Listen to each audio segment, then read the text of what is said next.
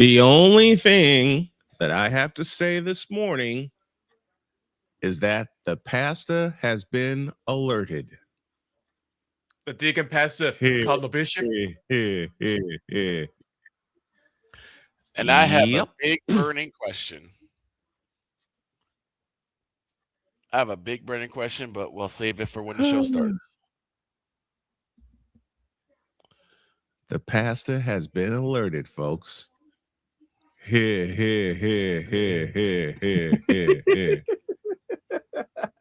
Let's go. I can't do it. We'll do it live. Do it live. I'll write it and we'll do it live. Mister, will you please wake up? Wake up. Wake up. Wake up. Wake up.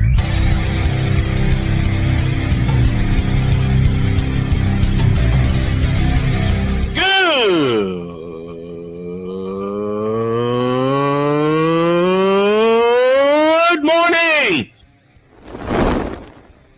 Snowman here to all you Brock Purdy and San Francisco 49er haters. Shut up! I gotta thank you, Shane. I mean, whatever happened to the games where breaking 100 points was, I don't know, unusual?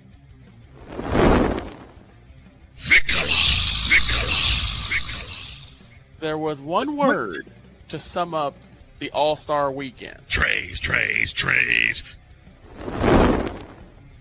Because we take this job so serious. Splash Brothers, yes. Ray Allen, replace him with Steve Kerr. Reggie Miller, yeah.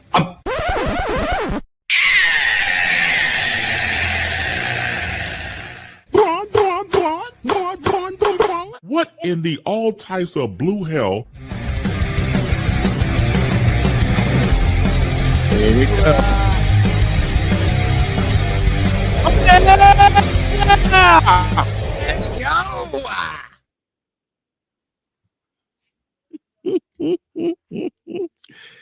I'm going to try my best to stay on track this morning. I got my brown liquid. Do you got yours, Brian? The last thing you need is brown liquor, droid.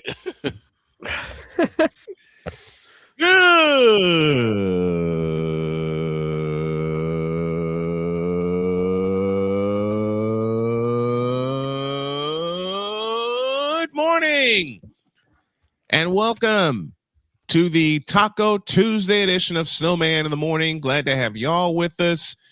Droid, Vicalaw, and Napoleon riding shotgun. More like Taco Tuesday King Ouster Tuesday. LeBron James and his chances at another ship. Denied.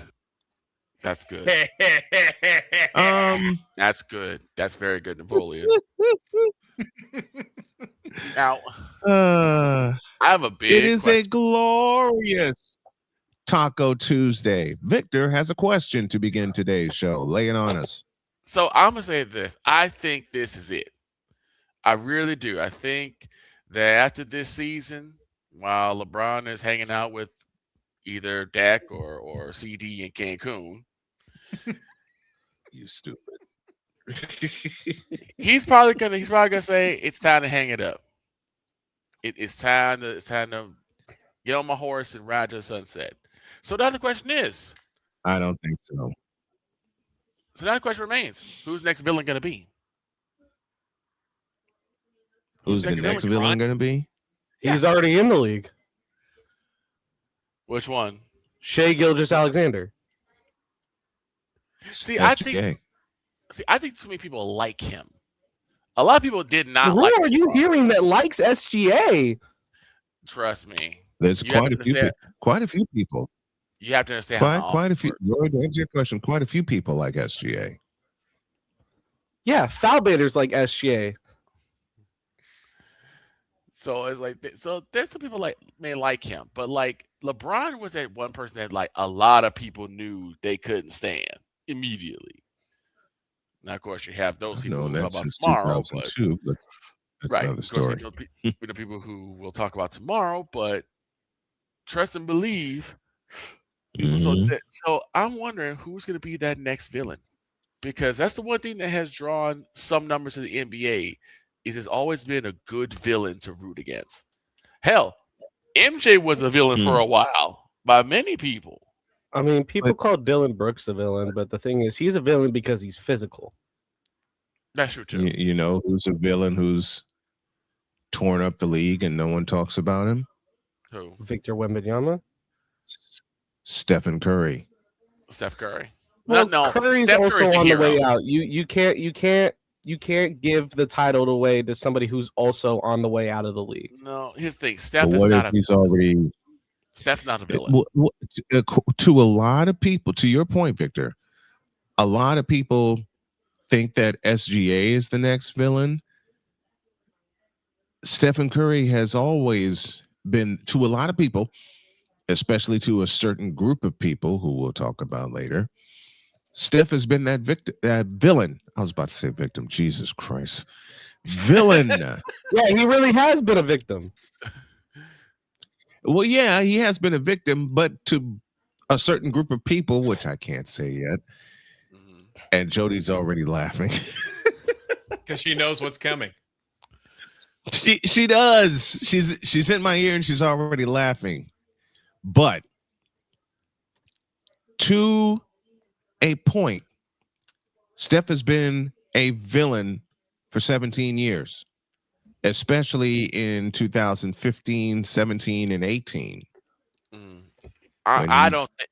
I think people love him. I think people love him. They love his game. They love when you look at it like LeBron, there's more people who hate him than love him. Well, Steph, there's more people that love him than hate him. Correct. And hate him. Correct. Right. Correct. So you can't label somebody who has more love than hate a villain.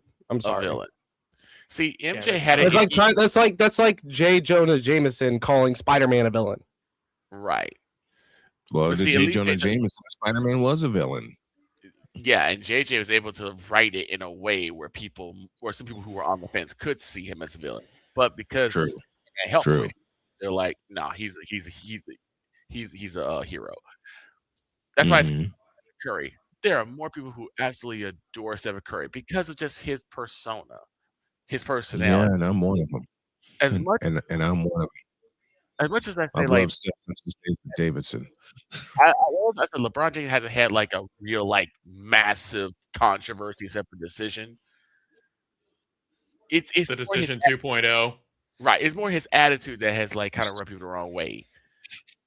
Not taking the game seriously, especially in his earlier days. Kind of having that elitist attitude. You know what, Napoleon? I'm gonna have to dig that out now. So I'm just saying like I'm saying like because once LeBron is gone, you're Who's not the gonna next have. guy? Who's the next villain? Who's the next You're guy to not wear the gonna black But here's hat? the thing: when you say, I look at it, and I've asked NBA Twitter plenty of times, Victor, who do they hate more? Do they hate SGA more, or do they hate Wemby more? Everybody says SGA, and then I throw another player in, and then another player, and SGA has won every single poll I have put out on Twitter. SGA is the next villain, and people might not like that, but it's just what the polls say. No, I fans don't have a horse in the race either way. I haven't really watched a whole lot of SGA games, so I don't know. Yeah, no, what is that because rubs it's people the foul wrong way. baiting. Right. I don't know if it's Look, is it his gameplay, is it his personality? It's the way Look, he plays. I'm going to say this. Okay. I'm going to say this as plain as I can. And Droid brings up the term so many times over, and it's so true about SGA. He foul baits. So he flops. That's it. But I also want to bring up a point from our brother JS on YouTube. Mm-hmm. The way SGA plays, it ruins the game. It's not like Steph Curry where the three ruined the game. It didn't really ruin the game. It's just, what y'all say so many times on the show. He found an anomaly and he exploited it. And turned it. Yeah. He found an anomaly. I said it the day he entered the league. He found an anomaly and turned it into a weapon. And Kerr turned into a strategy. So when you look at players like SGA, his main thing is foul baiting. And to shout out our brother JS on YouTube, JS-2799, this is what he said, and I completely agree with him. And I sent the video to Brian too. And he said, the thing is, when you look at the people, it's not exactly quote. It's kind of abbreviated. You're paraphrasing. I'm paraphrasing. Okay. He said this recent generation of foul baiting is what's gonna feed into the next generation of players, and it's gonna make the game even worse because what you're supposed to do is go up for the shot. You're not supposed to go up looking for a foul. You're supposed to go up looking for a bucket or a three. That's the problem with today's NBA. That's fair, but now the only thing I would counter with is that SGA's, did he start that, or is he just following the line? Because let's be honest, flopping and foul baiting has been in the game. The torch was passed by LeBron James himself to SGA after this series. So the villain torch is already given to SGA. Right. Okay. Yeah, because I'm like, you talk about people who flop. LeBron was like one of the first floppers in the league. One of the first. You have Chris Bosh used to do it. Oh, Chris Bosh. Oh. The Heat would make me so mad anytime the Rockets played the Heat while Bosh was around. I had a friend call him the flower forward because he was so soft and so weak. He would go up and take a foul. Listen. Charmin Chris Harden. Bosh. Listen. Chris Bosh softened up quicker than the Raiders' offensive line after the Bears beat him. You had to go there? I didn't say that. I didn't say it. You had to go there? Yes. Napoleon. I had to make that joke, okay? But it's just a matter of going to fight after the show. You know what? I'll do it another way. Napoleon may not like this one either. But Chris Bosh, when he went to Miami from Toronto, softened up quicker than the old Oakland Coliseum. You and me gonna fight. Also, let me pose this question. Bring it on. Yeah. If you are a villain, are people going to be wearing your signature shoe? Some will. In Michael's case, yes. Michael was the biggest villain in the NBA, and people loved his shoe because it was a efficient shoe. I'm specifically talking about LeBron's. When was the last time you seen a non-Bron sexual walking around the downtown with LeBron's on? Well, that's different because LeBron's shoes are always ugly. LeBron shoes are ugly. I've seen more people wearing Under Armour Currys than I have seen LeBron's. Even in the league today, there's more people wearing Curry 5s than there are wearing LeBron's. Here's the thing about shoe game. There are two things that come to mind when we talk about shoe game. One is, how does it look on your feet? Can you wear it in different things? Do you just wear it for basketball? Do you just wear it for like the gym? Or can you wear it going to like, say, a club or a party or something like that? There's people who are like, this is my shoe for going out. It doesn't matter if it's Jordan's, LeBron's, Curry's. It could be a Joel Embiid shoe. As long as it looks good on your feet, you're going to wear it. Dear God. But then there are shoes that are specifically because of the player. I mean, you know, joke in my head. Yeah, people were wearing Jordans for years. Oh my! Snowman can tell you, folks. What would a Joel Embiid shoe look like? I don't want to know. It'd probably have a thin lower part. It'd be made fully of tampons. That's what it would be. Victor, you ain't right for that. But here's the thing. Snowman, I can tell you from experience. And you know he does have a signature shoe, right? Yeah. I'm pretty sure he does. It's the SKXJE1. What would a droid? Okay, since we're talking about signature shoes, and welcome to the folks in the Fanatics Feedback Zone, AB Media, Pitch Grid and I are going to get together soon. Who else? Crasher is here.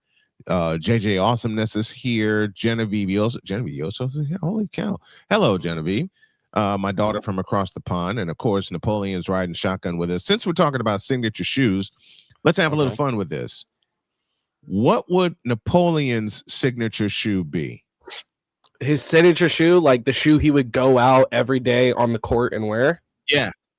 Yeah. Oh, there's so many brands, but I see him as a Way of Wade type guys. So like Dwayne Wade's shoe line with Li Ning. If you've ever looked at the All City 14s, I can't say that word, but they're an amazing looking shoe. They're Look amazing shoes. those up. Okay, since Droid's a hockey guy and he's turning me into a hockey guy very slowly, what would a signature skate for Droid be? That's a good question. Can't do a What would a signature signature skate, but I can definitely say I can tell you it's a CCM Speed Tax. Gotcha. Okay. Always been a Speed Tax fan, but if I'm gonna wear a signature shoe, it's gonna look something like this. This is one of the most comfortable shoes I've ever worn, and if I can float like this on the court with a shoe like this on I'm ice, yeah. No, I'm talking on the court. I play basketball too. Okay. Now, Victor, your turn. What would your signature shoe be? It's either gonna be black, white, and blue, or white, silver, and blue. I have an answer. Go ahead. What's your answer? I think you would wear either a classic pair of Jordan 4s. Yeah. Or if they're good enough, a pair of the Jordan 11s with the North Carolina colors on them. Oh, I would love that. Yeah. I would love that. I would absolutely love that. And Snowman, I'll tell you one word: Nike Town. Oh my God! When I tell me you and guys, Nike Town, Chicago, me, Victor, and Nike Town were best friends. When I tell you guys, there's a store called Nike Town. Big store, all Jordans everywhere. That place has a line outside the building starting at 8 a.m. The door. Out the door. Holy. Okay. This is where I have these look terrible. This is where I have fun with the chat and with the panel. What in the world are those? What? That is Joel Embiid's signature shoe. Get it off the screen, please. I'm going to throw up. Okay. I'm going to say this. I wasn't completely off by what I said.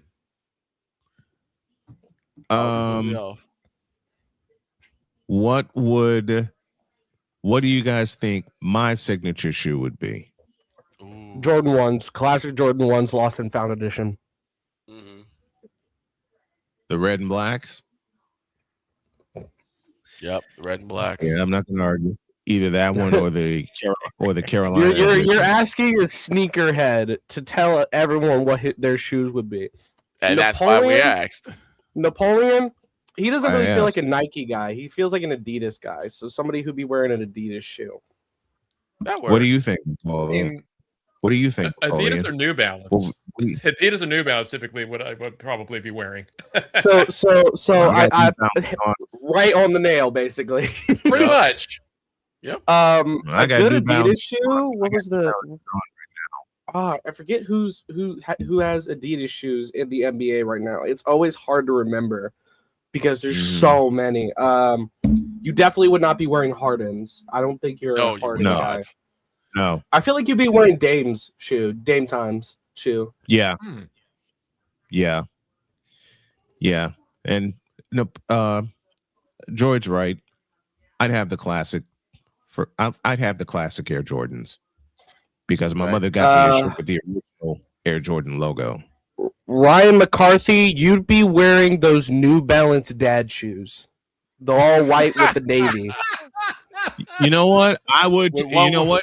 As a father, I would too. And what we're as a dad. But here's the question. I would too. With McCarthy's dad shoes, would they come in Jets green? No, they would come looking like this. Okay. But I'd wear those. I'd wear those. Pitch grid. Ooh. That's an interesting one. Pitch grid's interesting. I feel like a good Adidas shoe as well. Pitch grid just gives me Adidas shoe vibes. I will say this: the only reason why I brought this question up is because when LeBron does leave, you're gonna see if you think the drop is bad now, it's going to be significantly worse. It's because gonna at be least worse. you have people who are like, yeah, I watch because either I'm a fan of the game or I watch because I either love LeBron or I hate LeBron. Oh, I hate him. McCarthy's playing into it, and I'll come at you in my cargo shorts and polo dad outfit. There you go. But Napoleon, these were the shoes I was talking about. I feel like you rock these. Listen, McCarthy, that would probably be my outfit. Speaking as not only a dad but a granddad, I definitely would do that. Got to take a break. And it may be a little extended. I had a few problems this morning, but we're going to take a break. And when we get back, more sneakerhead talk and more NBA talk. The Cavs and the Pistons are now even at 2 games apiece. But, oops, I pressed the button too early. But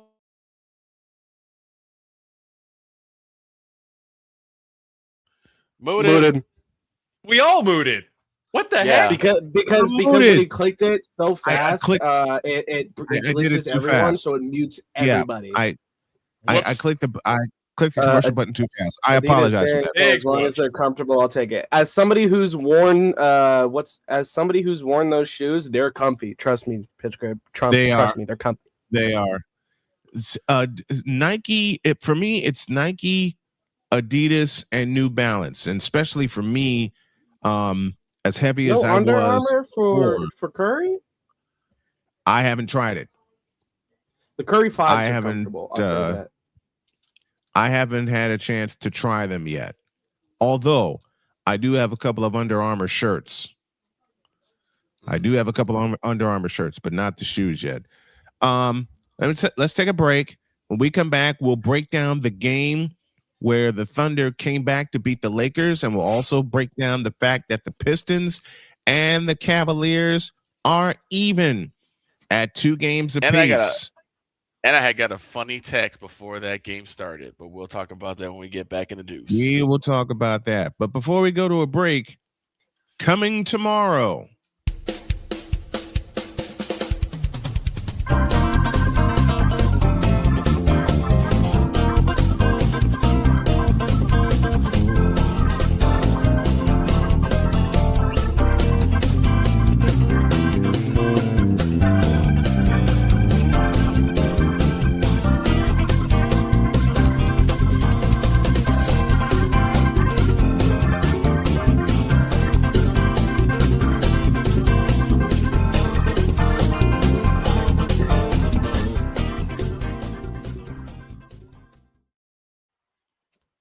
We'll explain later.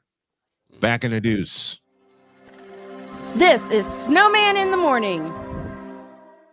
Join Ryan McCarthy. I became a Jets fan because Kermit the Frog was my favorite Muppet because he was green, and the Jets wore green. That's how I became a Jets fan. And Dustin Henry. ESPN is cashing all in on let's pay a few personalities and we'll just kind of fill in the gaps. As they walk you through all of the world of sports from their perspective. The Albany Empire, it's a literal circus. No credentials required. Where, Ryan, say the tag. Where you don't need a press pass to talk sports. Every Monday at 8 p.m. Eastern, 7 p.m. Central. On YouTube and where you can find all podcasts. Oh, yes. The tradition, the pageantry, the spectacle, the history, the slut. Wait. I gotta rep my brother's stuff right. All my DMV soldiers, stand up! And welcome to the Commander's Gridiron Report. You want your commanders to be repped right? Well, D. Willie is your man. Commander's Gridiron Report. Every Tuesday at 11:05 a.m. Eastern, 10:05 a.m. Central. On the Sotoba Media YouTube channel. Music by J. Cool. Where my soldiers? Right side. Commanders. Where my soldiers? Left side. Join the transporter to Hades. Your butt and gut becomes one. Join the reformer of hooker whores. This is my daughter, Placenta Booty Johnson. Join the bronze god Whenever you are in distress, take off your baseball cap and throw it in the air. Join your very own superhero of broadcasting, Chris Bass. So whatever color crown they get, they palm it and do 2 circles, and that translates to, I can be the black people. As he takes you through the week's paces in Baseline. Live every Saturday at 8 a.m. Eastern, 7 a.m. Central, Pacific time zone people, just stay asleep when this is on live and just catch the recording. Oh, I'm sorry. Exclusively on the Chris Bass YouTube channel.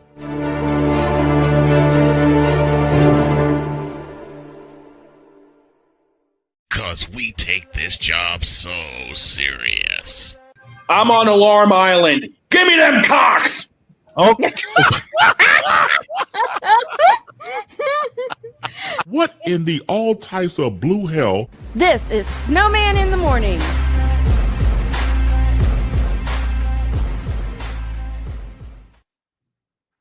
We never know what's going on here. No, dog. You rushed back. You rushed back. I can tell you out of breath. You out of breath. I did, man.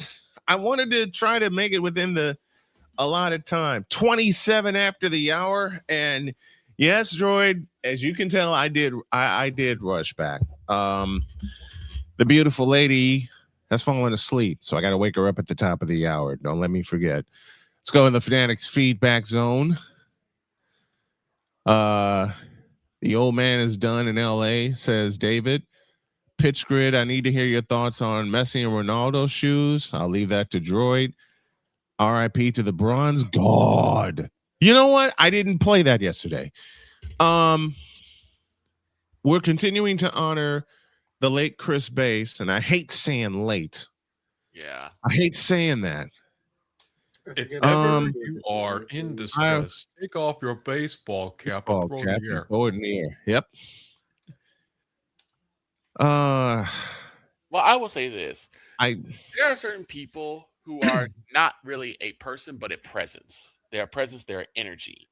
And I believe Chris Bass was definitely that. You know what? This doesn't look bad. Chris. It's not my style, but Chris meant so much to everyone. Not just here, but everywhere. I got a few funny stories to share about myself and Chris Bass, but Cole Johnson, say it, Victor. The EP of all EPs. When Cole he's the EP emeritus now, but when Cole was the active executive producer of the show, he made an intro for Chris Bass that looked like this. And now, the transporter to Hades, the reformer of hooker whores, and the bronze god, the one, the only, the legendary Chris Bass.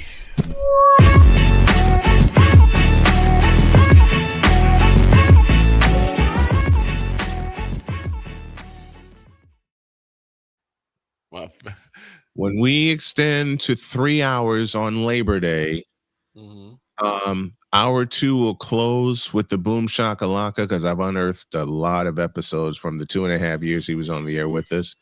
And then hour 3 will end on hour 2 on Fridays. Let me be specific. We'll end with that. And hour 3 will end with our picks. Now, to business. Dear LA Lakers. You tripping. And for this one, you should probably bring out Ray for the one that I got. Okay. You're critic. You're fired. Okay.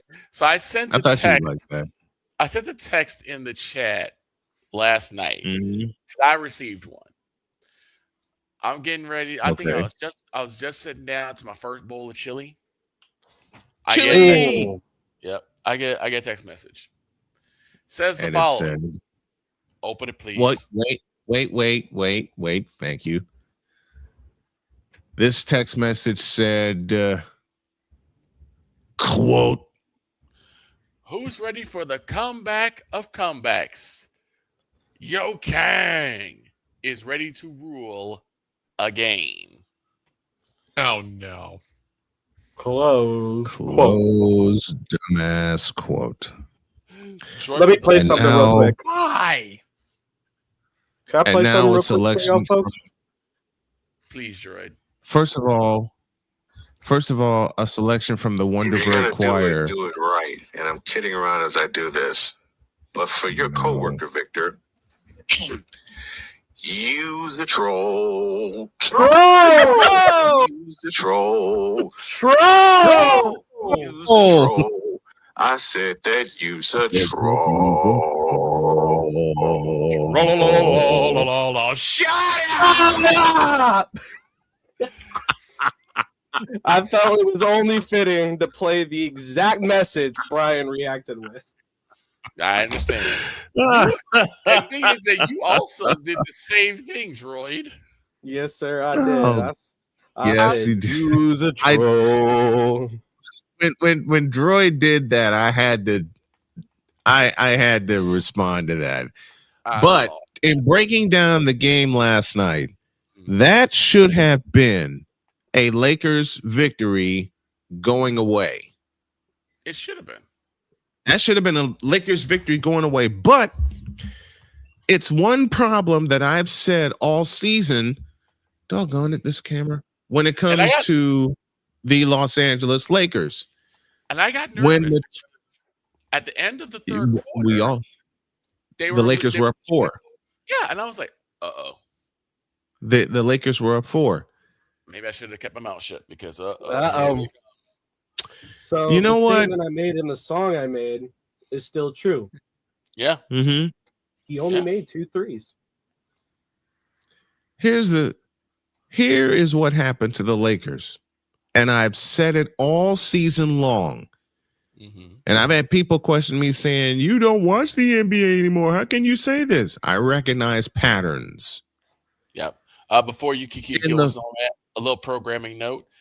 No Credentials Choir is live tonight at 6 p.m. Eastern. Yankees, Brees Hall extension, the Stanley Cup talk, and MLB spaghetti policies are on the table with Dustin Henry and Ryan McCoffey. Yes, McCoffey. You don't need a press pass to talk sports. Absolutely. Exactly. Here's what I said about the Lakers, and I've said it all season. When the lights are brightest, they shrink. Yeah. What did I say? They had a 4-point lead, 84-80, at the end of 3 periods. They forgot there was a fourth quarter. What did I say, Snowman? They showed up how short? Like mini-me on top of the world's smallest Hell in a Cell cage. On a stepladder in the world's On a stepladder on the world's smallest Hell in a Cell cage. Because how can you let that lead slip? You know how Oklahoma City plays. You know how they play. You play them 3 times during the regular season. And I'm going to ask the question I ask every single year. Is the narrative done? Is the narrative over? This proves that LeBron does not have the killer instinct. We've said this year after year after year after year. We've said this for 23 years. Yes. Okay. I've had people ask me all the time, why don't you like LeBron? It's pretty simple. No killer instinct whatsoever. None. And as he goes, the Lakers go. Just like in Cleveland and just like in Miami. But we'll say to LeBron, I will not cuss. I will not cuss. I will not cuss. I will not cuss. But as he's proven it for 6 years in Los Angeles, as he goes, the Lakers go. The only exception was 2020 when he actually deferred to Anthony Davis, who should have been the Finals MVP, but that's a conspiracy chat for another time. I'll say also 2012 because Ray Allen really just drilled it for the. That was 13. Allen, his 3-pointer, bang, bang. That's 13. That's 13. Okay. That was 13. That was 13. Yeah, because Ray Allen saved their asses. Yeah. Kawhi Leonard makes a free throw. Listen, because 2012 was OKC. Listen. Then 2013 was 2012. They beat OKC in 5 games. 13 was the 7-game classic with San Antonio. And I still say Kawhi Leonard makes 1 free throw in his last 3. The Spurs are champs. But that's conspiracy for another time. Right. DeAndre Ayton, Marcus Smart, who is that? Austin Reeves. Mm-hmm. The whole Laker club was dead in that fourth quarter. Dead. Because dead. Thank you. Right? Dead. The Lakers are dead. Hey Ryan McCoffey, this is for you. Dead. Right. Exactly. Why did the Lakers sign DeAndre Ayton anyway? Because throughout the course of the season, I could tell you. Go I ahead. can tell you why they signed him. Why? Because in Portland, you know what he averaged? How a double-double. He averaged a double-double. And that's pretty solid considering the fact that, he's never really been the star in his career. He's always been a pretty good contributing player. That's why they signed him. But here's what I said when he got signed. I said he will not strive in JJ Redick's system because JJ Redick's system does not include a center. Right.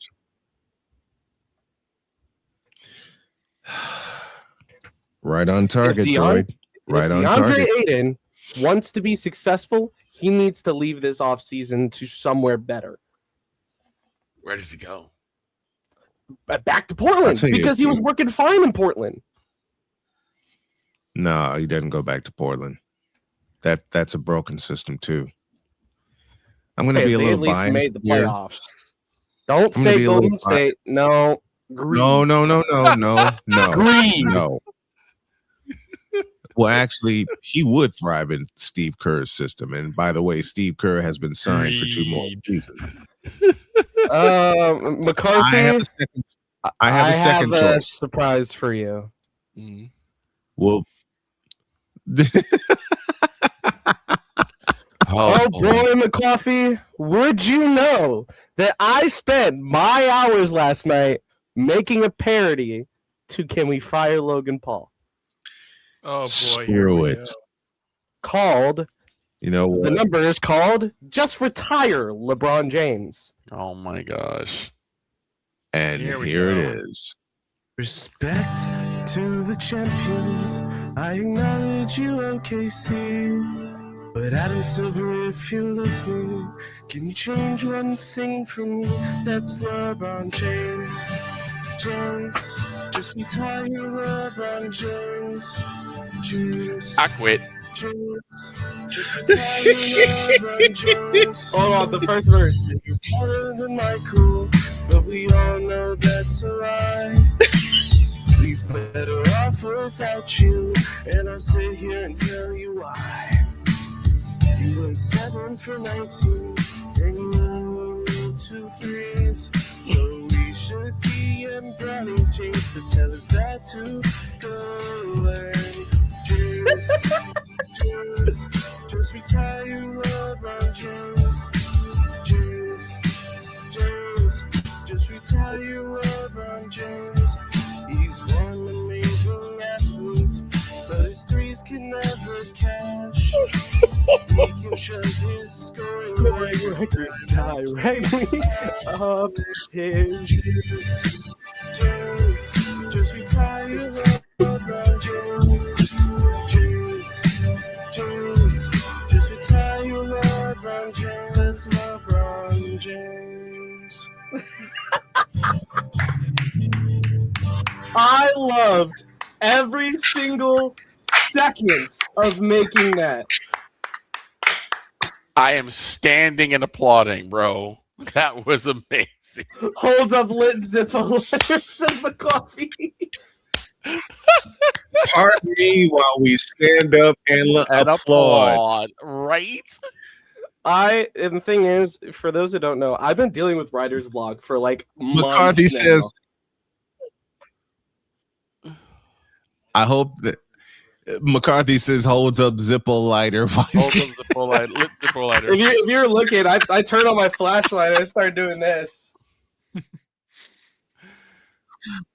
Just stop sitting in my living room just waving my hands in You the know air. what? I could shut this. I could shut this show down right now. That was gold. Dude, That was gold. listen.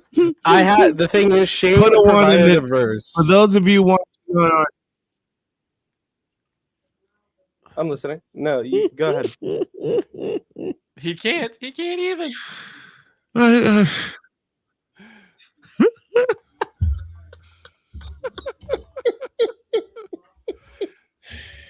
I wish I could make the audio quality a little bit better, but that's Give just me this because this is the button. mic. Ladies and gentlemen, there's a new king. You can't even use Fry Eagles Fry no more. This one was way better. Oh, the thing is, that's in the making, Victor. Oh God. Oh no. Can you have that by Friday? No, you cannot. No, you cannot because I work Tuesday through Friday. No, it's not. Because I work Tuesday through Friday, so I can't do that. Drat. Like, no, you cannot. Drat. You get nothing. Drat. You lose. You lose. Then Good I'll day, do it. sir. The one time Jordan and I share a Then brain I'll cell. do it. No, you don't. Don't you dare, Brian. Wait, no, I don't what? If I hear that bum What? bum bum bum bum bum bum, if I hear that, I swear to God. No. Ryan, no. Why did you tempt me with that? I quit. You're done. I quit. I quit. Man, get back up here. I quit. That's incredible. No, I quit. Okay. I'm probably going to get That booted for song the is joke a- I'm about to make I'm going here. to play it again. I'm probably going to get booted for the joke I'm about to make here as we're doing all the LeBron dunking. How can anybody hate LeBron? He's top dog. He's the fucking gargura of that right now. Oh my God. Napoleon. I'll tell you. You're Why? amazing. I have to. I have to back in. I have to back in Napoleon's joke here. Why? Because yes. Because Gura. yes, Gura, it is you.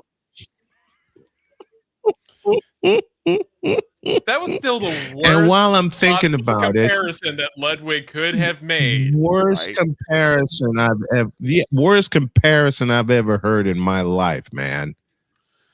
And Why? Because yes, LeBron. Because yes, LeBron, You. it is you. It has always been you. It always will be you forever and ever. Amen. I'm gonna say right now, y'all. Oh, by the you way, guys did fellas, not- Mhm. 5 p.m. tomorrow. Okay. I'll let y'all know right now. If you guys did not watch, if you guys did not watch Shooting Lights Out, you need to.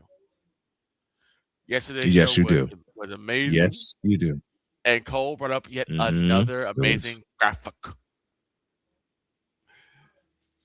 Old people retirement home No. with LeBron James and Luca sitting in rocking chairs. In rocking chairs. Listen. Wait, who are we talking about? Luca? I That won't. Luca Talk about that fool. Luca fool. Yeah, the one who got steps in and then left. Yeah, I'm The one getting who my got steps steps and in. left. I'm getting my steps in. That'd be that And Luca anytime fool. we bring up, Jokic, I love my horses. I love my horses. You know what? I got an idea. Oh no. Oh no. Oh no. considering what's going to happen tomorrow, I'm going to unearth the second annual end of season service for LeBron James that we did last year. The one we can't get through. The one we can't get through. We have tried so hard, we cannot get through. Actually, I can't. Actually, I can't. I can't do it because we're on our stations today, and there's a lot of cuss words in there. So there's no have to cuss in Oh yeah, because the BGS line never got cut. Yeah, look, BGS ruled that service. Okay, Yes, I appreciate it. BGS There's no cussing ruled in my church, son. Listen, the lines I got from, especially now with the 2 new lines I got from BGS, I can't use them. Right. I can use them tomorrow. I can use the hell out of them tomorrow. Oh boy. But the Lakers are finished. The Thunder move on to the Western Conference Finals. They await the winner of the Thunder and the Spurs, who play Game 5 tonight. And as we go to a break, we'll preview that. Wolves. Why not? I'm like, Thunder, Jesus Thunder Christ! I am falling off of a cliff today. I am sorry, folks.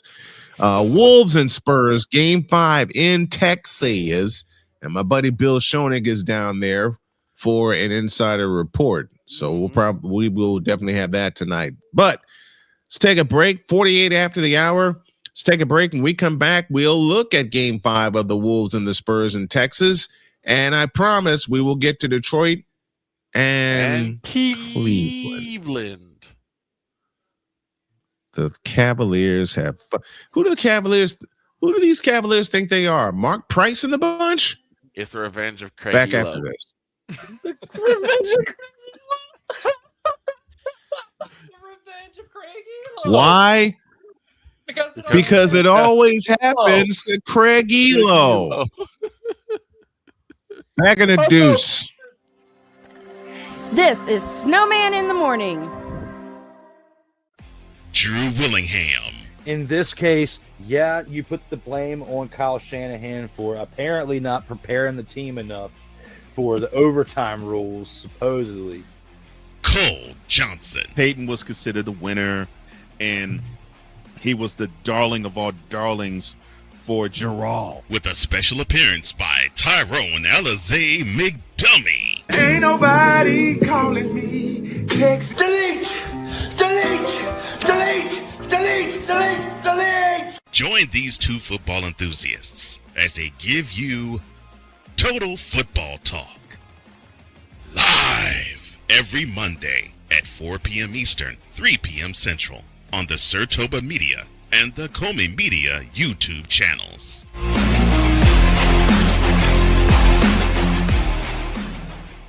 Hey, Eagles fan. Join my man Cool McCain and a host of others as they break down every single game, every single week in an objective manner, and also from a fan's perspective as well. Remember, this cast feels just like you. Nobody likes you. And you don't care. Fly, Eagles, fly. Eagles Elite Podcast. Every Wednesday at 8:30 p.m. Eastern on YouTube and other podcast outlets.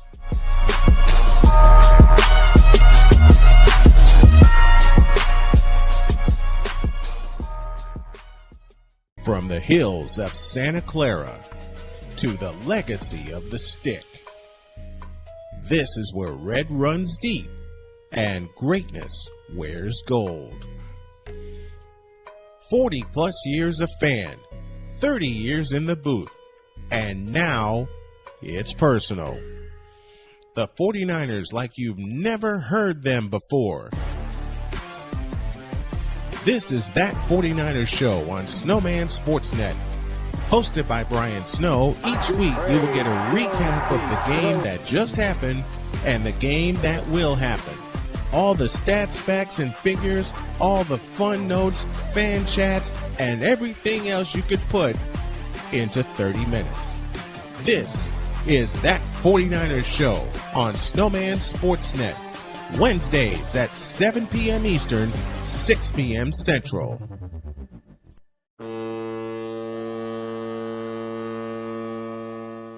Cause we take this job so serious. What are we doing? What in the all types of blue hell? This is Snowman in the Morning.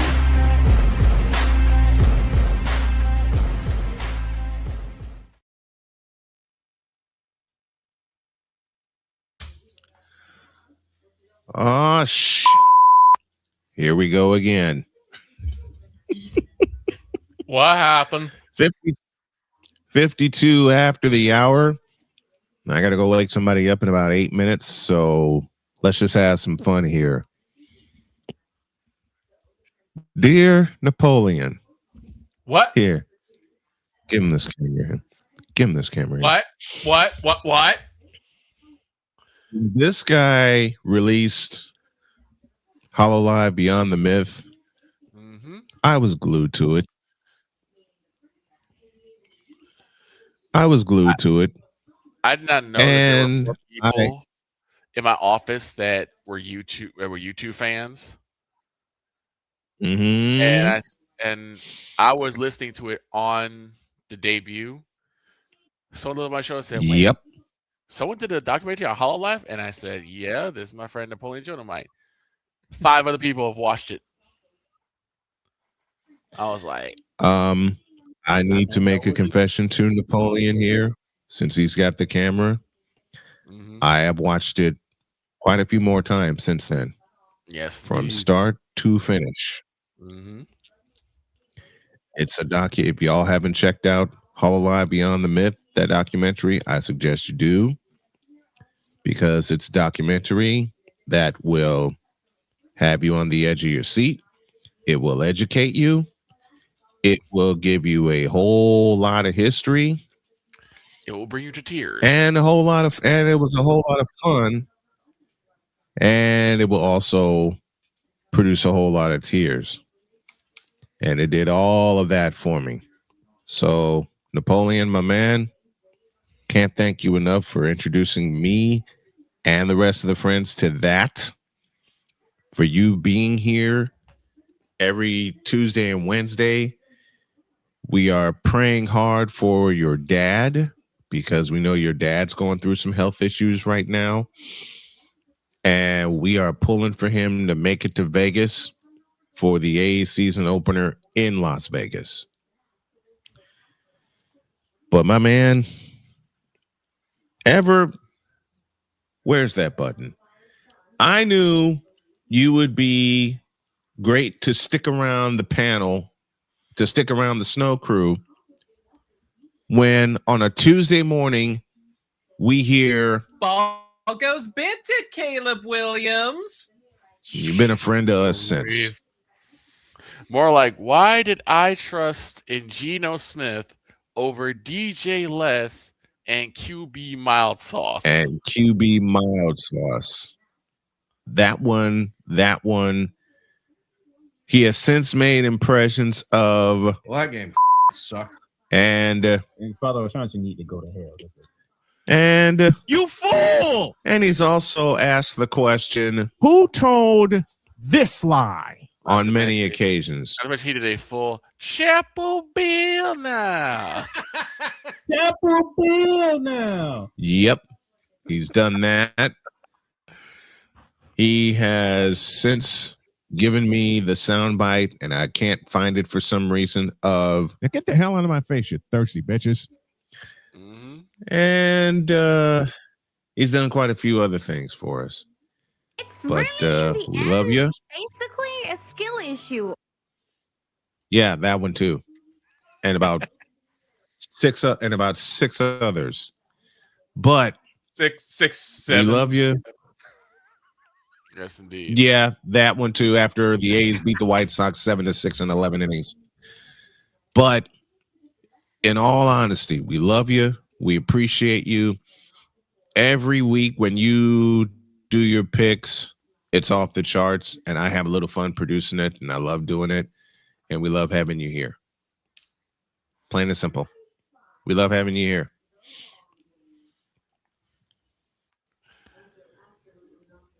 Speaking of loving having somebody here, and I got about 4 minutes left. Oh, shucks. I moved it. Again? Victor, stay out of my truck. I don't have access to the truck. I don't have the keys. Victor, why are you in my truck? Why are you in my truck, man? Don't blame me. Blame the dog. Why you got a skeleton key for my truck? Don't blame me. Blame the dog. No, I blame you because you're here. I can't blame the dog because he's not here. I can't blame the dog because he's not here. I can't blame Jory because he doesn't have a key. I don't have a key either. I swear, here, I'll give him this camera back. I swear to you, Napoleon, I'm going to make an opening for you. What?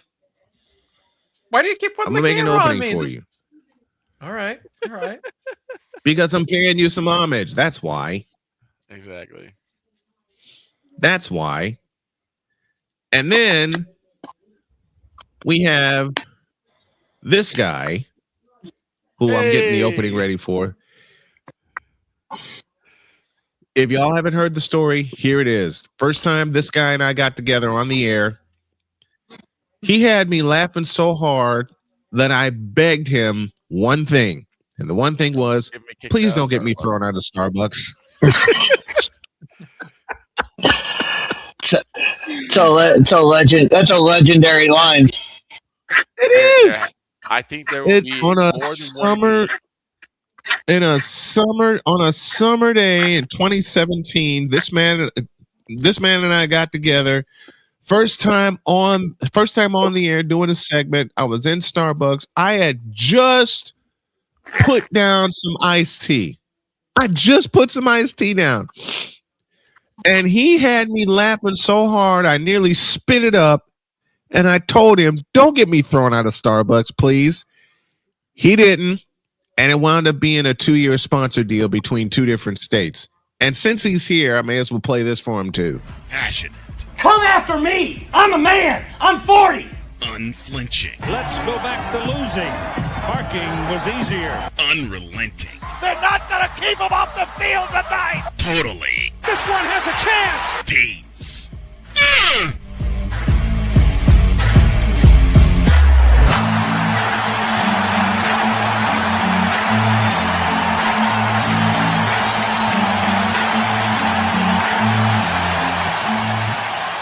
That's not just a murmur, that's a full-blown fibrillation. It's Lydia's brother, Chris With Deeds. this, so is the droid, so is Napoleon, so is Vikala. So except for the dog and the Empress, the band is back. The band is back together. Wait till this fall, folks. I can't wait. Yeah. What? Can we do something when we come back from break? Like what?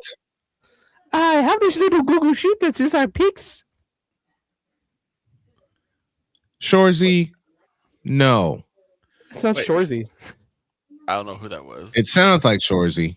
No, it does not sound like Shorzy. Speaking of 4 minutes, you were asking for clips. Yes. And I found one yesterday, and it's already clipped out on YouTube. Oh, really? Oh boy. And that was Indiana versus Iowa. Oh God. He's going to zap me forever now that I live in the state of Indiana.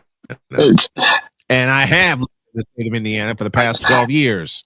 I cannot wait. Good Lord. I cannot wait until we do another game where it's decent that call. It'll probably end up in a tie again. But it'll be a great game. Yeah, so my wrestling promo for Indiana versus Iowa, it's already clipped out. It's already clipped out on YouTube. Okay. I gotta go wake somebody up. Yep. Hour 2 after this. This is Snowman in the Morning. Join Ryan McCarthy I became a Jets fan because Kurt the Frog was my favorite Muppet because he was green, and the Jets wore green. That's how I became a Jets fan. and Dustin Henry ESPN is cashing all in on let's pay a few personalities and we'll just kind of fill in the gaps. as they walk you through all of the world of sports from their perspective. The Albany Empire, it's a literal circus. No credentials required. Where, Ryan, say the tag. Where you don't need a press pass to talk sports. Every Monday at 8 p.m. Eastern, 7 p.m. Central. On YouTube and where you can find all podcasts. Oh, yes. The tradition, the pageantry, the spectacle, the history, the slut. Wait. I gotta rep my brother's stuff right. All my DMV soldiers, stand up! And welcome to the Commander's Gridiron Report. You want your commanders to be repped right? Well, D. Willie is your man. Commander's Gridiron Report. Every Tuesday at 11:05 a.m. Eastern, 10:05 a.m. Central. On the Sotoba Media YouTube channel. Music by J. Cool. Where my soldiers? Right side. Commanders. Where my soldiers? Left side. Join the transporter to Hades. Your butt and gut becomes one. Join the reformer of hooker whores. This is my daughter, Placenta Booty Johnson. Join the bronze claw. Whenever you are in distress, take off your baseball cap and throw it in the air. Join your very own superhero of broadcasting, Chris Bass. So whatever color crayon they get, they palm it and do two circles, and that translates to, I can be the black people. As he takes you through the week's paces in Baseline. Live every Saturday at 8 a.m. Eastern, 7 a.m. Central, Pacific Time Zone people, just stay asleep when this is on live and just catch the recording. Oh, I'm sorry. Exclusively on the Chris Bass YouTube channel.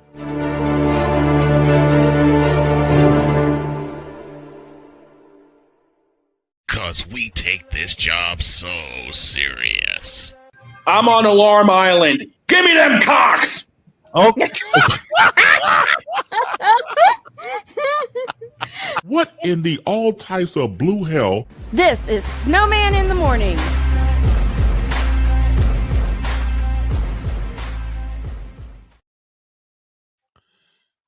Do me a favor and take us to the ID. It is 4 minutes after the hour, and we owe you some IDs. This is Snowman in the Morning.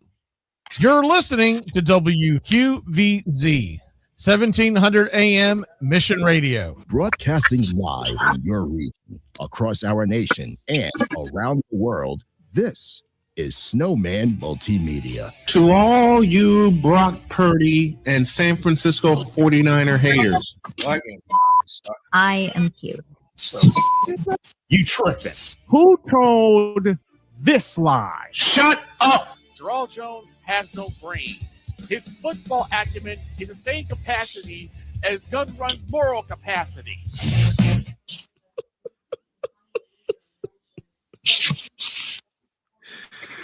I wasn't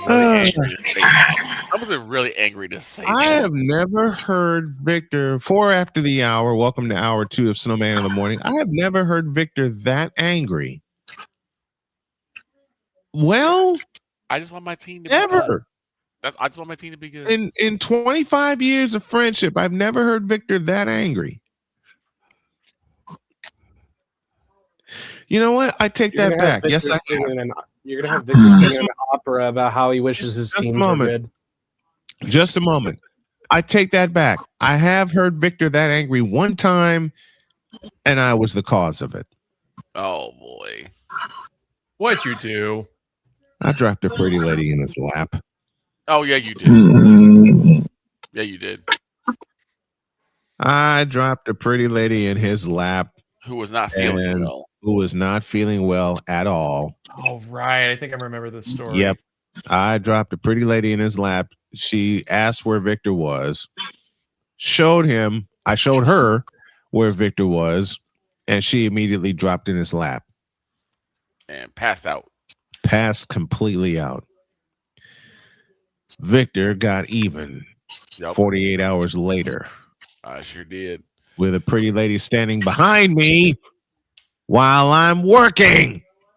And I had to go on a road trip that week, too. Okay. Hour 2 begins with this. The Chiefs and the Broncos will kick off the Monday night schedule. And my only question is, are we surprised? No. Nope. I ain't surprised. The redemption of the Chiefs has to start the season off. And that's if Mahomes is available. Well, we know he won't be for week 1 because that's why Justin Fields is there. Now, he should be ready for week 2. So you just got to hope that Justin Fields can last longer than. And I also hope that Droid doesn't come on this show after week 1 and go completely nuts.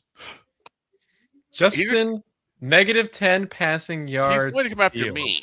He's going to come after me because I'm the one making so many running jokes about Justin Fields being on the Chiefs. So why would he come after you? Because I'm the one that keeps making jokes about it. The Justin Fields special. The Justin Fields special. See, he's not even saying anything. He's just looking at the screen. Dude, I'm locked in on getting this drop done. All right. I got him out on 2 platforms. I got to get it out on YouTube now. He's just like, Did you even hear any part of that conversation? Probably not. I'm waiting Well, for another masterclass between me and Dietz, where Dietz just sits there, looks, and says, throws to Jesus Christ. Oh, Jesus Christ. Hi. I'm waiting for look, there's one thing in the 9 years that I've had Dietz on the air with me and with us. There's one thing he has not done, except for one moment during the Cowboys-Packers game, and that's to have Dietz go completely off. I think Dietz has a better tolerance for it than me. That's the thing. Yeah, give him this he camera. Does not. I have until that one moment where there were no linebackers. Dietz just went off. He said, "Put somebody in the middle of the blank field." It's not hard. It really wasn't. But then this man. It wasn't. And you're talking about a guy in Dietz who not only has played the game but coached the game. It. He's played it and coached it, and now he's called a game on our network. So he's got 3 different angles of how a football game should go. And that one night when they played the Packers, there were so many great moments in that game with him. But I do want to jump into something real quick. I do want to jump into something real quick because we did promise this yesterday. Yes. The NIL. Dietz, that's yours. Go. All right. So the NIL and the NCAA, speaking of going off, you know, we've had so many great athletes come through the NCAA, and you saw Ed O'Bannon won the John Wooden Award, sues the NCAA. Even he couldn't take down the NCAA at all of his height. Allen Iverson, who's challenged the NCAA, even he couldn't take it down. Maurice Claret had the greatest college football season a freshman has ever had. Even he couldn't take down the NCAA. Mm-hmm. And you think the guy who could destroy the NCAA, and I wish Pizzle were here, but Napoleon, you're going to have to fill in. Not only could Brendan Sorsby take him down once, but 2 times. Time. All right. So let's start with the easy one first, and that's the gambling issue.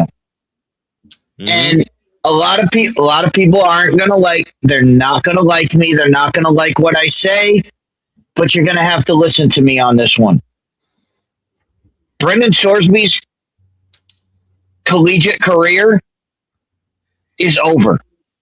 He cannot play football. He cannot be brought back on a football field because he has checked himself into a problem for gambling. Why?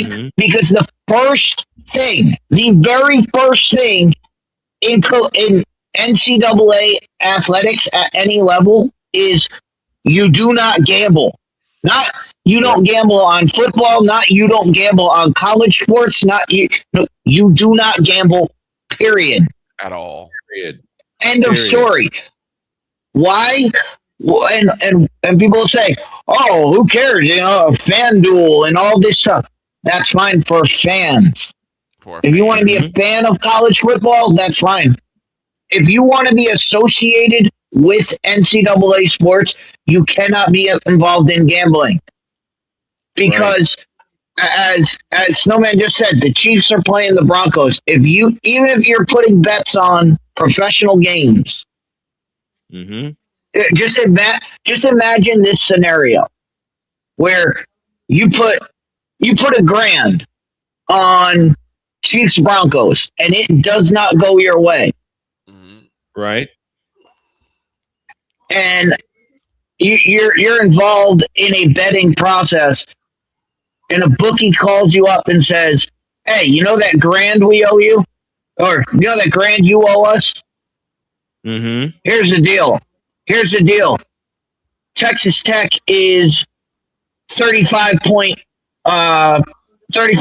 favorites this weekend. Make sure y'all don't hit it." Right. And for people that say, "Oh, that's a far-fetched scenario," it's happened. People have shaved. Point shaving is a thing. It's happened in the 70s. It happened in the 80s. It's happened in the 90s. It's happened all throughout college, all throughout collegiate sports. They have had gambling incidents, and that's why the number one rule is you do not gamble. Period. End of story. It's in the rule book. So the NCAA, Brendan Sorsby is going to test them as whether they're an organization or not. Because if he plays, they cannot strike anybody. They can't come after anybody anymore. I said before, Stephen Headache Smith, former player out of Arizona State. And the scandal that went with that, because he did point shaving. That was a big scandal that really hurt AZ State. So it's happened before. Arizona State, basketball is huge. Just the Arizona basketball program has been caught point shaving. Boston College has been caught point shaving. UNLV has been caught point shaving. That is a huge thing, and a lot of people say, "Oh, what's the deal? It's gambling. It's fantasy sports. It's this, that, and the other thing." It doesn't matter. Once you let one person do it, it opens the floodgates to anything else. Everything goes, and it's the Wild West. So that's the first one, and I'd be shocked if Brendan Sorsby's even back on a collegiate football field. However, so that's the first issue. The second issue is, as Victor said, the NIL, which major networks they touched on it when the court case came out, and it's coming out in July. And in July, it's supposed to hit the bench with Sorsby versus the state of Ohio and the NCAA. It's being heard in Ohio. Now, trying to think of how to frame this so that both sides are seeing, both sides get their due. It's very hard to do. So what happened is the NIL is basically name, image, license. And basically, when you're a collegiate player, you are signing away the rights for the school to use your name, image, and license for a certain amount of time. For the time for the time that you're there. You're signing that away, and now instead of calling it a scholarship, because the language is that's the contract that you've signed. So Brendan Sorsby signs a 2-year NIL contract with Cincinnati. The University of Cincinnati pays him, and they said, for 2 years, we'll pay you $2 million to use your name, image, and license for you to be our starting quarterback for the 25 and 26 seasons. Yeah. Brendan Sorsby is their starting quarterback for the 25 season, and they pay him every week. Every week they pay him, and he's under contract with them. Yeah. Well, he's under contract for 25 and 26. In December of 2025, Brendan Sorsby hits the transfer portal and decides to take his talents to Texas Tech. Now, two big issues here. First one, he's signed a 2-year contract with Cincinnati to be their quarterback for 25 and 26. If he transfers, that's a breach of contract. That's a breach. That's a total breach. Now, people say, kids should be able to move. Just like coaches. Coaches are able to move. You know what coaches do when they move? They buy out their contract. They pay the school money to get bought out of their contract, and then they go and sign a new contract with a new school. So Cincinnati, that's why Cincinnati is suing Brendan Sorsby. And Brendan Sorsby is saying, no, I don't have to pay this because it's pay for play, and you only pay me after I play. Cincinnati's saying, no, you're under contract for 2 years. This is akin to, and we talked about it before. We talked about this before. It's come up with NIL deals before, where Dabo Sweeney has brought this to occasion, where schools are calling current players on other rosters and saying, hey, enter the transfer portal. We'll give you X. You're getting $2 million. We'll give you $5 million. You can't do that. You cannot do that. If these are contracts, hey, think about this in the NFL. Patrick Mahomes is making what, like $16 million a year, something like that. Yep. The New York Jets cannot just call up the Kansas City Chiefs and say, hey, Pat, you're making 16. Come play for us. We'll give you 25. You cannot contact him. You cannot contact Pat Mahomes if he's under contract with Kansas City Chiefs. It's a breach of contract. So the language of this trial, which they have been presenting each and every time something happens in this case, which last week Brendan Sorsby's lawyers tried to get the whole case thrown out, which is not going to happen. But the language that they've used is not, hey, our guy was under scholarship. The language they've used is contract. And I'm not a lawyer. I'm not a lawyer. I don't pretend to be a lawyer. I'm not shiesty enough to be a lawyer. But common sense tells me if you're gonna call it a contract, dude, your transfer, you breached the contract. You breached the contract immediately. So, you're under contract. You must fulfill it. You got to fulfill it. Yeah. If you signed a 2-year contract, if you signed a contract to be the quarterback in 2026, and you transfer before then, that's a breach. You've broken the deal. You've broken the deal.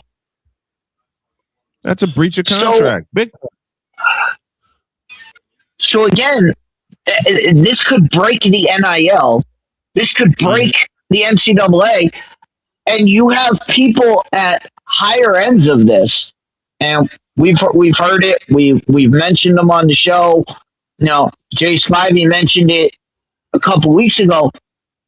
Why is the president dealing with this? And the president has come out and talked about NIL deals, and the president is absolutely right and absolutely wrong at the same time.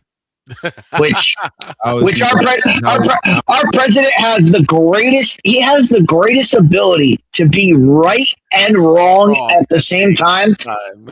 And everyone hates him for it. And everyone hates him for it. It's great. It's one of Trump's greatest asset is to be right and wrong at the same time. Damien has a couple of questions for you. But he's right. He's right in the NIL. If this goes in the way of Cincinnati, if this court case, either way this court case goes, it's going to break the NIL.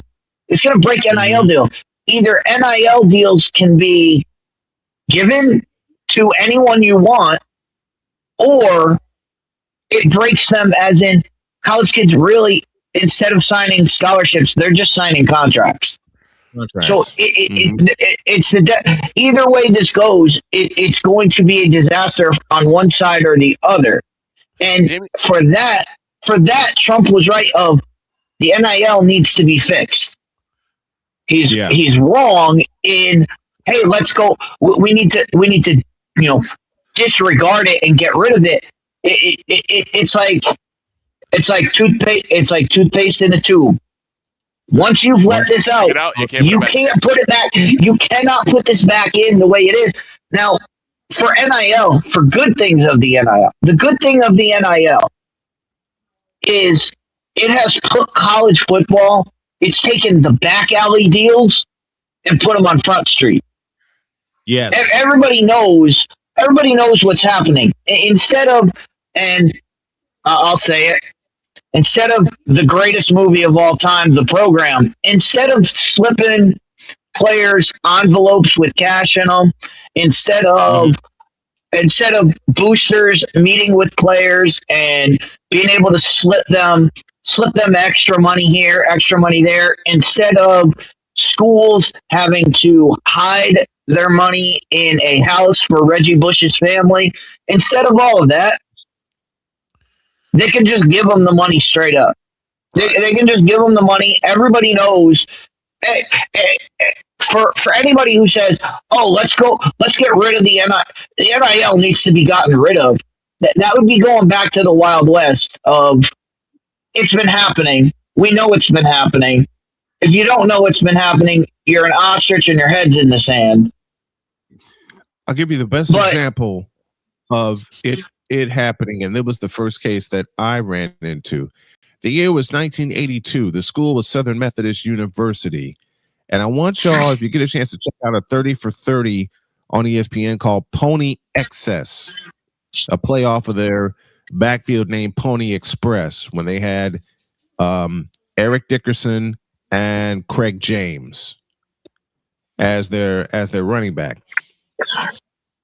This didn't come out until 7 years later that Eric Dickerson and Craig James were receiving a lot of gifts from SMU. Mm-hmm. They were receiving gifts from everyone. Yeah. Yeah. Not just SMU. And the best thing about that 30 for 30 documentary is when Eric Dickerson is talking about, yeah, I was meeting with Arkansas and the guy pulls up in a Ford Mustang Mm-hmm. and threw me the keys and said, hey, it's yours if you want to come to Arkansas.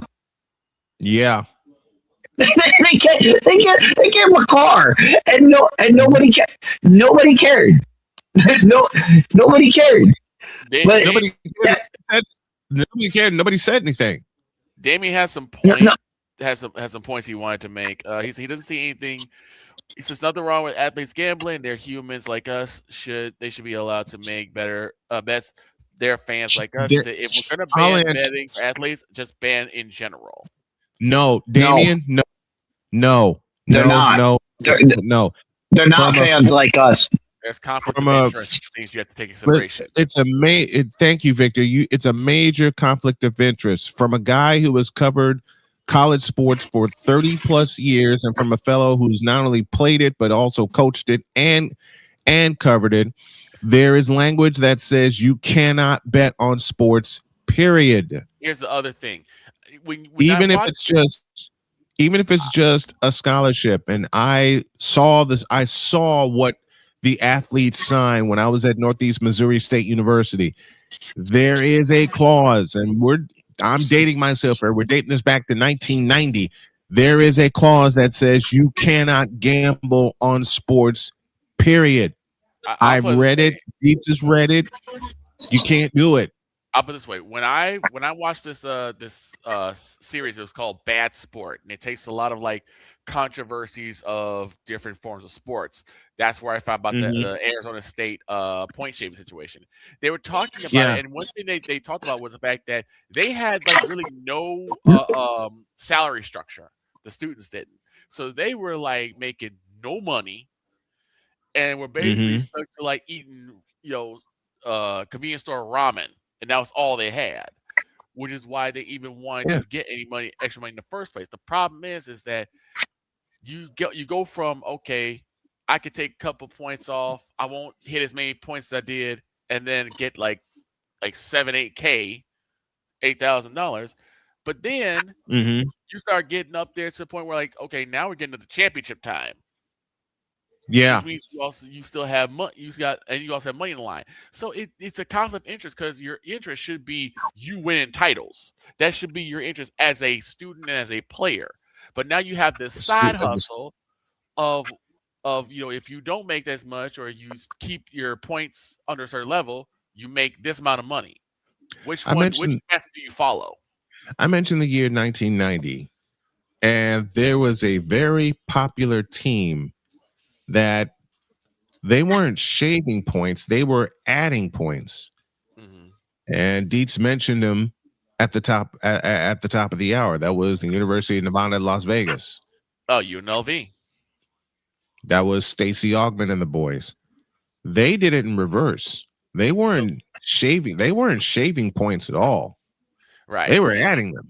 That's the difference between like now.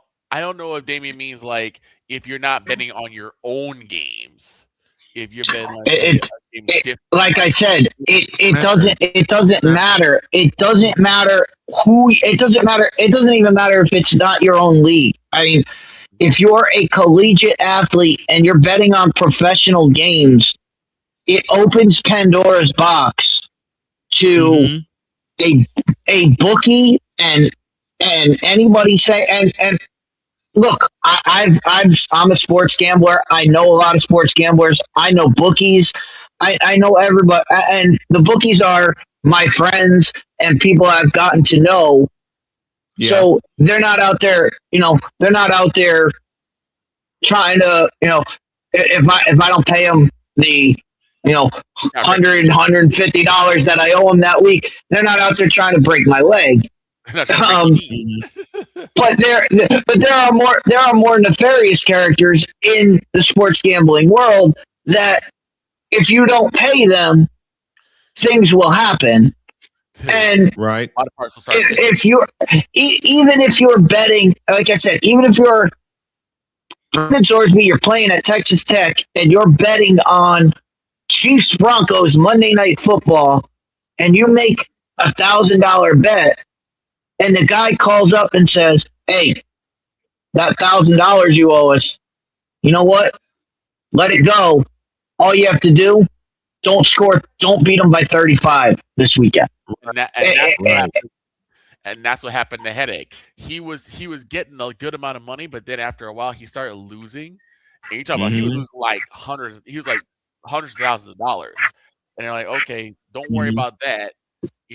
When it comes to this next game, don't score over this amount. And you could tell that he played differently when he wasn't as aggressive. Right. Oh, you watch that, and I don't know if it's the same documentary, but there's another one, and it was on Boston College, and you could see the guys. Guy would just throw a ball out of bounds, and you would look at the play, and you would say, "Why the hell is he doing that?" Yep. And right. The guy tells you, yeah, we were shaving points. Like, it was easy enough just to throw the ball out of bounds. Instead of throwing a crisp bounce pass, he would throw it right to the other team's foot.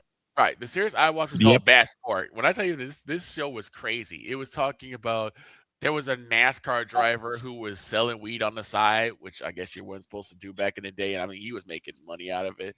They talked about it was this figure skating debacle that happened where, because it was in Russia, they thought that the American team that was supposed to win ended up getting screwed over by basically almost all Russian judges panel.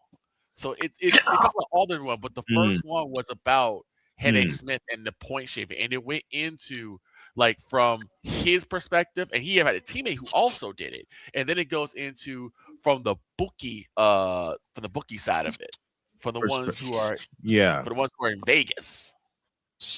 So that's why gambling. If you're involved in athletics, you cannot be involved in gambling. You just can't.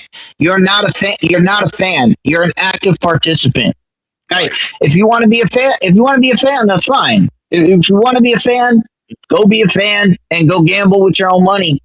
But you cannot be part of the organization. And it's clear as day. It's clear as day in bold writing in every collegiate contract, whether it's coaching, whether it's playing. Every single time you sign up for the NCAA, in bold letters it says no gambling allowed. And period. End of story. I'll ask this last question because I don't want to take you off your axis, Steve. What about someone like, say, Pete Rose, who has not been in the Hall of Fame because of the fact that he was Pete Rose. We've talked about this, and I'm sure I'll find the clip. Snowman and I talked about it when Pete Rose passed away, and when Pete Rose immediately when he passed away was put on the ballot for the Hall of Fame immediately. Yep. Right. Why? Because the first thing you see when you walk into a Major League Baseball locker room in big, bold letters, do not bet on baseball. Says it in huge letters. You can't miss it. And again, it doesn't matter. The argument people have made about Pete Rose for his whole life is, oh, Pete Rose didn't bet on the Reds. It doesn't matter. Do not bet on baseball. You do not bet on the outcome of games, because the manipulation that you have as a manager to manipulate the score, to be bought out, it increases tenfold. You just don't do it. And for everything about Pete Rose, everybody that wanted to say, oh, it's this, it's that. When Pete Rose was going through everything, the commissioner came to him and said, we got the goods on you. We can release it, or you can sign this deal. And Pete said, I'll sign the deal. I'm not allowed in the Hall of Fame. Pete made that decision. Pete made the decision to sign away his right to the Hall of Fame. And that's why everybody was for years that said, oh, Pete Rose should be on the ballot. Pete Rose should be on the ballot. It's only gambling.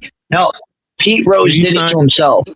He wanted to lie about it for 20 years. He wanted to lie about it and get away with it and come out and pardon the pun. He wanted to look. He wanted to look like a rose. He wanted to smell like a rose and be able to lie about it because he wanted to lie. He signed it away, and I think it was Bart Giamatti. When Bart Giamatti came to him, and when they signed that deal, it was done. And I've said it. I said it from the minute he signed it until the minute he died. I said, "There's no way they put Pete Rose in the Hall of Fame while he's still alive." Yeah, because he signed. I said it the first time this topic came up on Fifth Down Sports. I told the caller, I said, while Pete Rose is alive, he will never be in the Hall of Fame. The minute he died, he was on the ballot. And Dietz and I talked about it. They want to get rid of it. They want to get rid of it. Dietz and I talked about it here several times. We're overdue for a break, so let's take our break here in the second hour. And when we come back, we'll finish up with a lot of fun. Dietz is hanging out with us, so is Napoleon, and I'm going to pick on Napoleon a little bit more. Back in the deuce. This is Snowman in the Morning. Drew Willingham. In this case, yeah, you put the blame on Kyle Shanahan for apparently not preparing the team enough for the overtime rules, supposedly. Cole Johnson. Peyton was considered the winner, and he was the darling of all darlings for Gerald. With a special appearance by Tyrone Alizé McDummy. Ain't nobody calling me. Text delete, delete, delete, delete, delete, delete. Join these two football enthusiasts as they give you Total Football Talk. Live every Monday at 4 p.m. Eastern, 3 p.m. Central on the Sertoba Media and the Comey Media YouTube channels.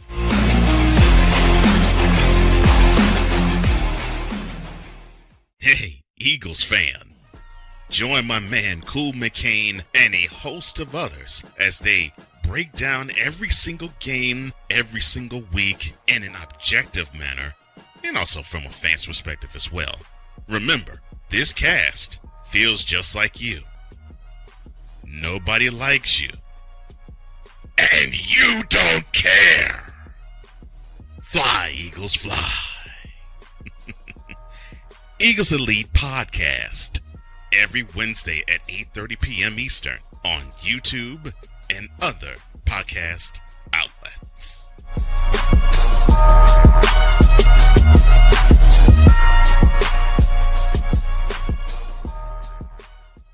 From the hills of Santa Clara to the legacy of the stick, this is where red runs deep and greatness wears gold.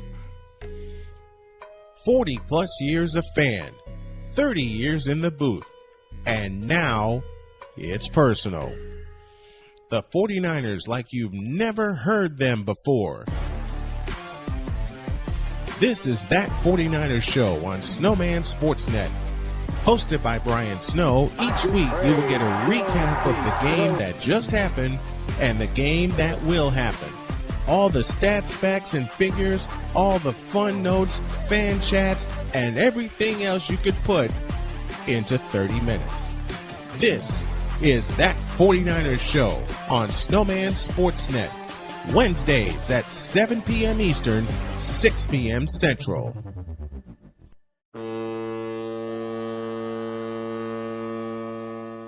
Cause we take this job so serious.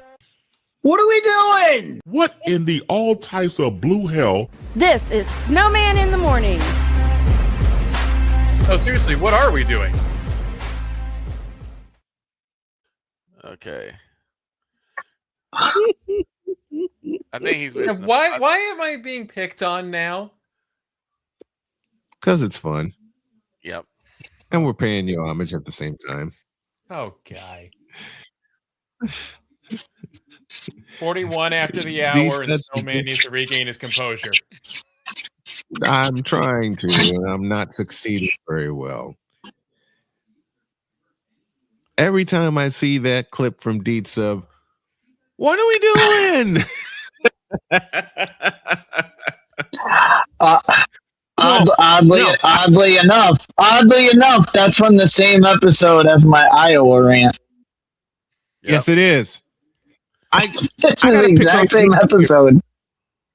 I gotta pick on Dietz because my wife heard that, and I was working on a project here in the office, and she leaned over my shoulder and she says, "I gotta ask a question." I says, "What's that?" She says, "Turn around and look at me." I turned around and looked at her, and Dietz, damn you for this. She just looked at me and went, "What are you doing?"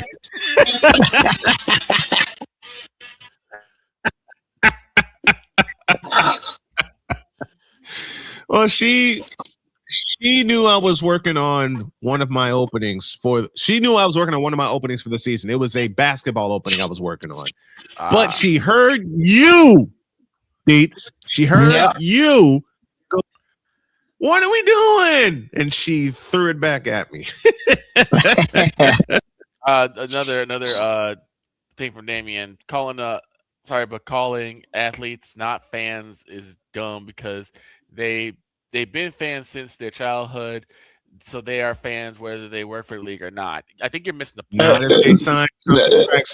if they sign contracts to play the sport they're a fan of. I think if they sign. Yeah, they're participants. Totally different. It's a totally different category when you run a league. When you run a league, you have owners, players, and fans. Those are your three things. Can you be all three of them? Absolutely, you can be all three of them. But you are treated as one particular part. You don't treat the athletes as you cannot treat the athletes the way you treat fans. You cannot treat fans the way you treat athletes, and you cannot treat you have to separate them all. I mean, you can be a fan. I mean, believe it or not, I do believe Carl is a fan of the Cowboys, but he can't act as just a fan. He has to act as an owner, which has a lot of. I mean, just to stay on the same parallel, the NCAA cannot treat fans the way they treat athletes. Right. They cannot treat fans the way they treat the athletes. You have to treat every entity differently, and participants cannot. They can't be involved. They cannot be involved in that life. It's just like I'd like to. It's the sacrifice you make to be an athlete. Just like I'd like to believe Mark Davis is a fan of the Raiders. Right. Davis is the current owner of the Raiders. Just like I know I can believe that Jed York is a fan of the 49ers. Right. Jed York is the current owner of the 49ers. I cannot remember his name to save my life. Eddie DiBartolo was a longtime fan of the 49ers. He was a longtime owner, but you can't treat your Napoleon. You're kind of mooted. There are certain. But how am I mooted? I'm not talking. There are certain perks and certain privileges you get when you're a player, when you're a fan or you're an owner. There are also certain responsibilities and restrictions for those same three lots. I'll give you an example. I am a fan of the 49ers. I am also by many considered an insider for San Francisco because I follow them and because I cover them. So I am treated differently by different outlets. But you can't just walk into Levi Stadium and say, I'm going to call a 49ers game. Not yet. Yeah, because Greg Papa will whoop my ass. Exactly. But because Tim Green will tackle my ass and I won't get up. Right. Because Jed York will look at me like I'm crazy. So I can't do it from Levi Stadium. I do it here. Right. But it's not to say they don't know what alternative play-by-play is. I mean, for God's sakes, they do their research. That's what we're required to do. That's what we're required. I got another great example. One of my best friends, Matt Taylor. Right. He is the voice of the Indianapolis Colts. Right. And Deeds, I'm not bringing him back here with Jen on screen so you can forget it because I know what you want and you ain't getting it. But and also another thing is that I don't think Matt Taylor can bet on Colts games. I'm pretty sure. No, hell no, hell no. Hey, he's not an athlete. But nope. His, but again, and it would depend. And again, I'm not a lawyer, and I don't pretend to be. But right, the NFL can't. The NFL cannot tell Matt Taylor not to bet. The organization Matt works for can tell him you don't bet on games. But the difference between those two entities is Matt Taylor. It can influence the way Matt calls a game, and just for us as fans, fans we call games differently when it's our team. When it's our team, yes, and. You can see that when you have a vested interest in it, you call the game differently. Right, like you would. But as far as someone who's on the field and is actually involved in the production of the product, you are a different entity.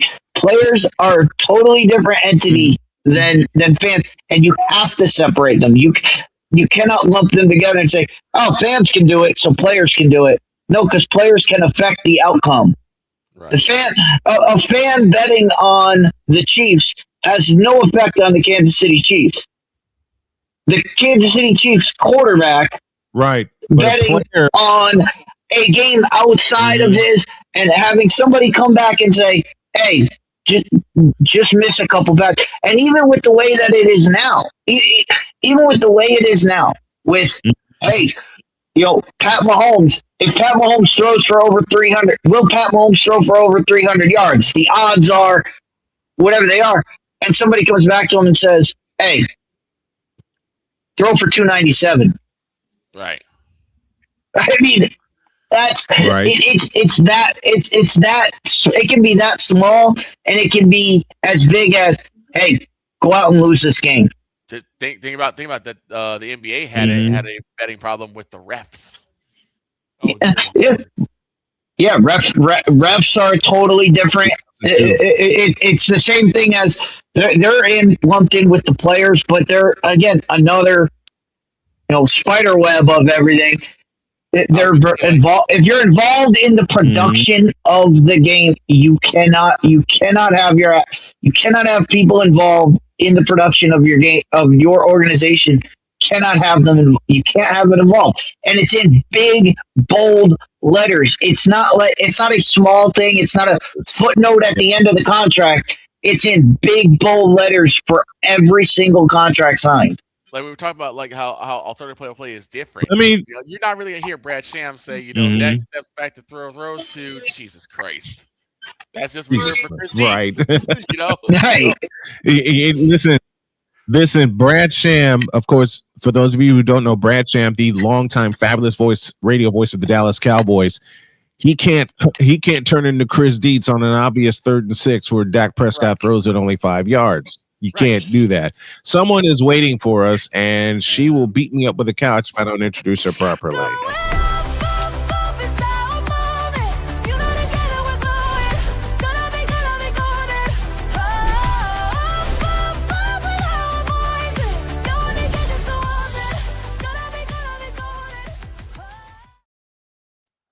It's Miss Jen. The Empress is hanging out with us for the final few minutes, and I'm going to do the Empress a favor. Uh-oh. And that would be I'm gonna do everybody a favor. Oh no. Again, that would be. It would be this.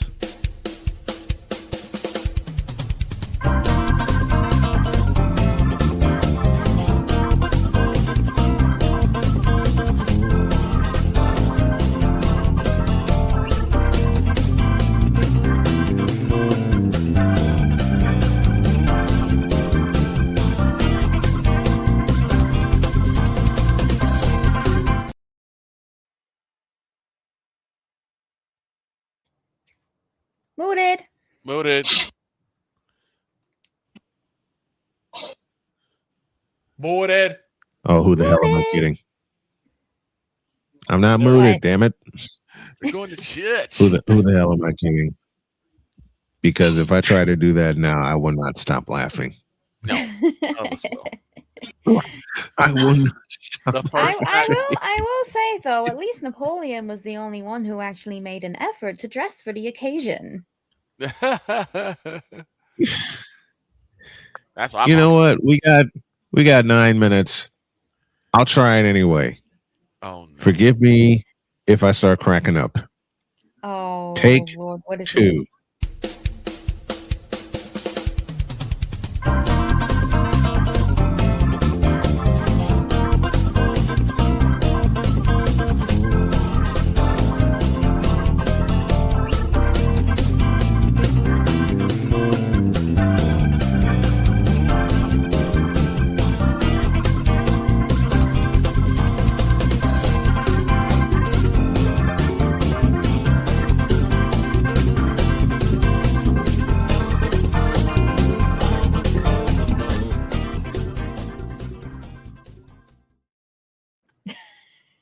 We going to church. So I forgot to mention a couple things about that particular about the name of the 65th or the City Fifth.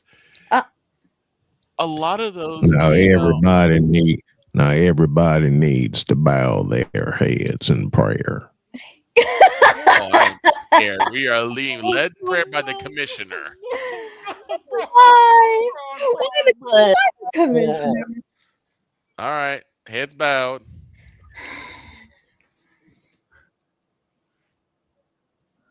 Dear Lord in heaven, we thank you for another day. We thank you for everything that you gave us, including the elimination of one LeBron James from the playoffs. We've been looking forward to that all year, and so glad that we had it happen. We don't need to see any more of Yo King. Shut up. No one told you to open your fucking mouth. Man, will you quit cussing already? I apologize for that. Oh my goodness gracious. No one told you to say that. I'm only telling the truth about that. Back it up over here. Come on. We're only telling the truth about that damn LeBron James. He sucks. And so does Bronny. Bronny sucks more than Fernando Mendoza with the Raiders right now, and he hadn't even gone past. Oh, he hasn't even started yet. What are we talking about? He hasn't even played yet. I quit. That's it. We're done. No, We're out of here. You're staying right here, Napoleon. You get back here. No one told you to leave, so you stay put. All right. Now, what did the great Chris Bates say? Whenever you are in distress, take off your baseball cap and throw it in the air. We're not throwing ball caps in the air yet. What we are throwing is a party. And we're throwing a party because that some LeBron James got eliminated. I told you not to cuss, man. I apologize. Oh, you know I'm rolling up to the red carpet at Doc Brothers. I can't help myself sometimes. I get on a roll and that happens. Now tomorrow about 4 p.m. We can't be dissing on LeBron James. The man is top dog. He's the god. Shut up. Napoleon, I told you once before, I told you again. Do not put such a stain on your Kami Oshi's legacy like that. Oh, I'm only Oh, speaking the Napoleon. truth because one Ludwig made the comparison first. Actually, he said that Gura was the Need- LeBron of VTubing. He Same didn't say Will LeBron you- was the Gura Hey, of VTubing. Will you two quit fighting already? I'm trying to You get a stay out prayer of done this. here before I get thrown up. I started this, And I'm kinda, finishing it. sorta. LeBron.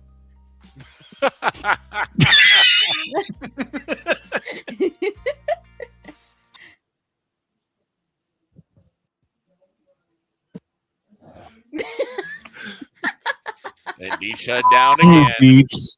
D shut down. Q, and Q. I wasn't. Look, I'm glad. I'm glad Deeds broke it because I wasn't going to be able to hold my laughter anyway. Right. Nah, the funny thing about all of this is, like Victor, I was listening to old clips and old shows, and one of the shows I listened to last night while I was at work was Cole's 20 Reasons LeBron is better than Jordan, and Wise and I are just sitting there ripping this list apart every single time. And one of them was, oh, Jordan got swept out of the playoffs. And what happened last night? Right. Ooh. You know what, Deets? If you can send that through Facebook Messenger, please do. I gotta watch that. Please send it. I gotta Deets is watch that. You know what, Deets? I officially point you. It was crazy. I officially point you, our post-show producer. Whatever clips you think will work for us to send out, send them to me. I'll cut them and I'll get them out of here. Just like we got to get out of here right now. I had to do a quick reset. We're getting out of here tomorrow. I don't know what the hell's going to happen tomorrow. We're gonna have our regular show, and then later on, probably around 4 p.m. EST. 4 p.m. Eastern time. Roll out the red carpet because I'm coming in a new dress. We're gonna have a special. We going to church. 4 p.m. Eastern time tomorrow. Tune in to this channel. We're going to have a special featuring this pretty lady. Hopefully, this guy will be there. This guy will be there. And you know, this guy will be there. Have a great day. God bless. Remember to make your next move your best move. And always remember, if your dreams don't scare you, they are simply not big enough. Dream big, do bigger. We are, and we hope y'all are too. And go Avalanche. Bye.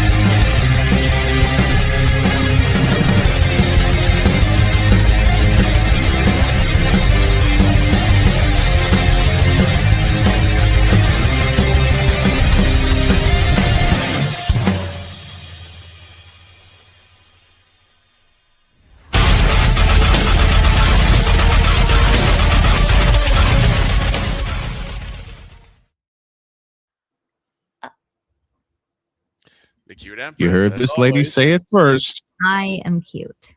Yeah, she is. See you later.